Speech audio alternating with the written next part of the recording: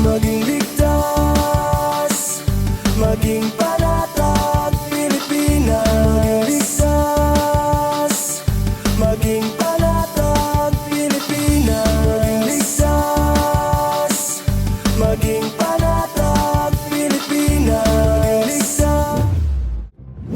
Ligtas ang bayan kung laging handa ang mamamayan. Tunghayan ang mga balita at kwento ng kahandaan, pagtutulungan at mabilis na aksyon sa Civil Defense in Action.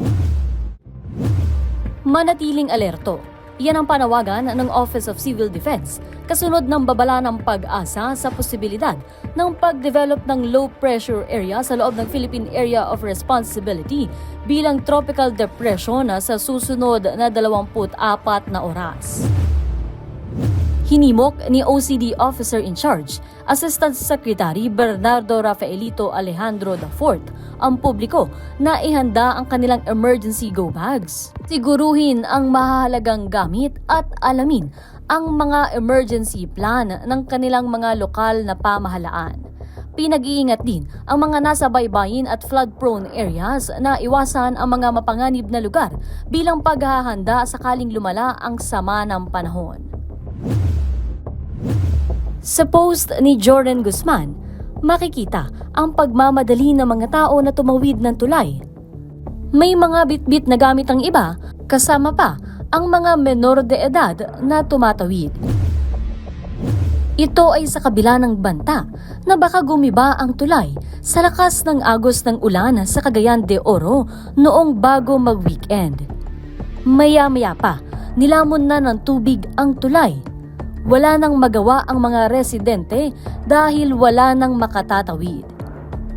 Ayon kay Office of Civil Defense spokesperson Junie Castillo, patunay ang mga matitinding pag-ulan. Kaya kailangan na magpalitan ng focus sa disaster mitigation at prevention ang mga lokal na pamahalaan. Halimbawa niya ay ang agarang pag-clear sa mga creek o binabahang lugar sa oras na gumanda ang panahon. Dagdag pa ni Castillo, hindi lang ang pagresponde sa mga sakuna o pamimigay ng relief at evacuation ang dapat tuunan ng pansin. Napapanahon na maghabol ang bansa sa long-term solutions sa baha at hindi lang sa relief goods at evacuation. Aniya, dapat maaga ang mga abiso para maiwasan ang mapabibilang sa sakuna. Mahalaga aniya ang prevention and mitigation kasama na ang structural at non-structural programs. Pinasidhi ng Office of Civil Defense ang koordinasyon sa Department of the Interior and Local Government at iba pang lokal na pamahalaan para mas mapagtibay ang kahandaan sa panahon ng kalamidad, emergency o anumang sakuna. Alinsunod ito sa direktiba ni Pangulong Ferdinand R. Marcos Jr. na siyang sinusugan ng buong suporta ni Defense Secretary Gilberto Teodoro Jr. dahil pa rin sa patuloy na pag-iral ng epekto ng habagat at ng low pressure area na nasa loob ng Philippine Area of Responsibility. Ayon sa Pag-asa, malaki ang tsansa nitong maging tropical depression sa susunod na 24 na oras. Binigyang diin ni OCD Officer in Charge, Assistant Secretary Bernardo Rafaelito Alejandro IV na ang mga lokal na pamahalaan ang nagsisilbing frontliners sa kabila ng sama ng panahon.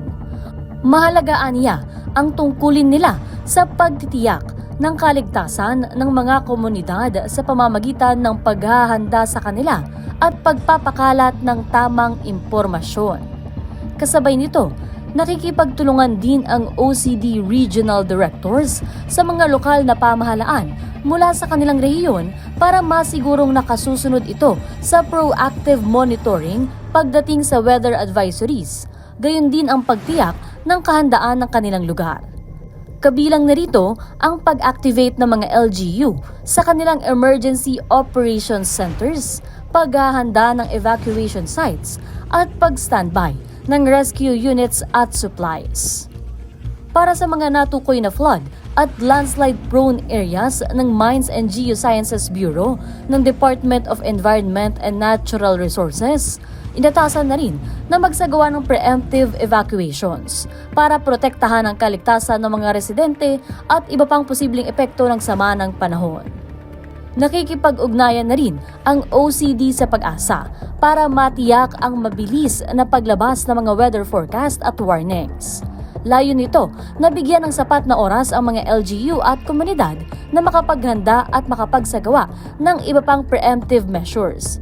Nagbigay na rin ng direktang suporta ang inyong OCD sa mga lokal na pamahalaan sa pamamagitan ng technical assistance, logistics management, pre-positioning ng relief goods at interagency collaboration para sa mas mabilis na pagtugon sa panahon ng pangangailangan. Nanawagan ng OCD sa publiko na manatiling alerto at handa, lalo na sa high-risk areas.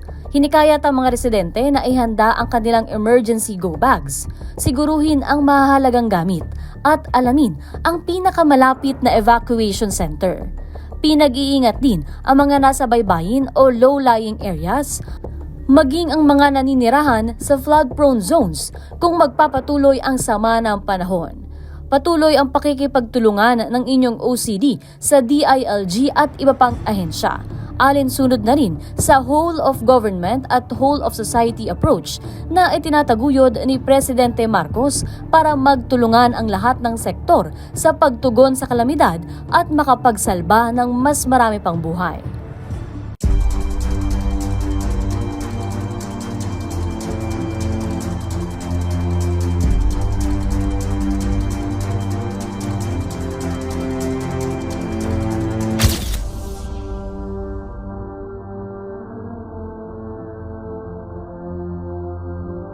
Nagpulong ang Cordillera Regional Disaster Risk Reduction and Management Council para sa Pre-Disaster Risk Assessment o PDRA Scenario Building bilang paghahanda sa epekto ng habagat at ng low pressure area na nasa silangan ng Hinatuan, Surigao del Sur. Base sa monitoring ng Pag-asa, malaki ang posibilidad na maging isang ganap na bagyo ang LPA. Iniulat din ng Mines and Geosciences Bureau CAR na may mahigit 300 barangay sa Cordillera ang nasa listahan nila ng mga lugar na namemeligro sa baha at pagguho ng lupa. Kaugnay naman nito, ipinaalala ni Office of Civil Defense CAR at RDRRMC Chairperson Albert Mogol sa mga kinauukulang ahensya na ipagpatuloy lang ang mga hakbang at aktibidad kaugnay sa disaster preparedness. Inabisuhan din niya ang mga LDRRMC na magbigay daan para sa preemptive evacuation at iginiit na kailangan munang itigil ang small-scale mining operations sa mga nasasakupang lugar, maging ang mga aktibidad sa turismo. Iniulat naman ng Department of Social Welfare and Development na higit pa sa sapat ang kanilang nakahandang supplies para sa mga residenteng inaasahang maaapektuhan ng kalamidad.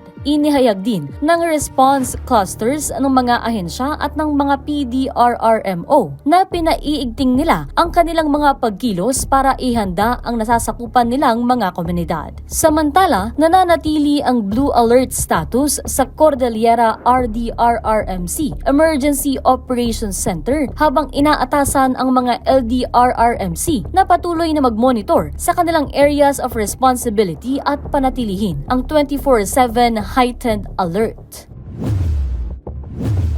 Nitong Biyernes, matinding binaha ang Maynila dahil sa lakas ng ulan. Kahit City Hall, pinasok na. Maging ang mga abogado sa Public Attorney's Office sa Maynila, dumiskarte na rin sa gitna ng baha.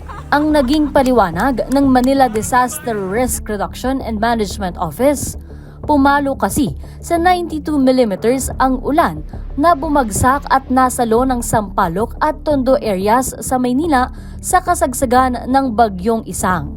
Dahilan para bahain ang mga malalaking kalsada sa lungsod tulad ng Calao at Taft Avenue. Sinabi ni Christian Evangelista ng MDRRMO Research and Planning Division na taon na malakas ang buhos ng ulan sa District 1 at District 5 sa Maynila.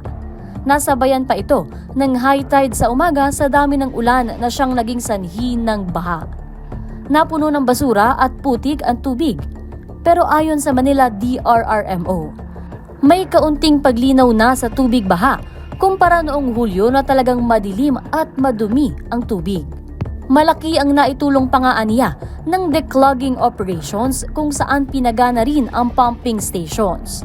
Muli namang iginiit ni Office of Civil Defense spokesperson Junie Castillo na kailangan na magpalitan ng focus sa disaster mitigation at prevention ang mga lokal na pamahalaan.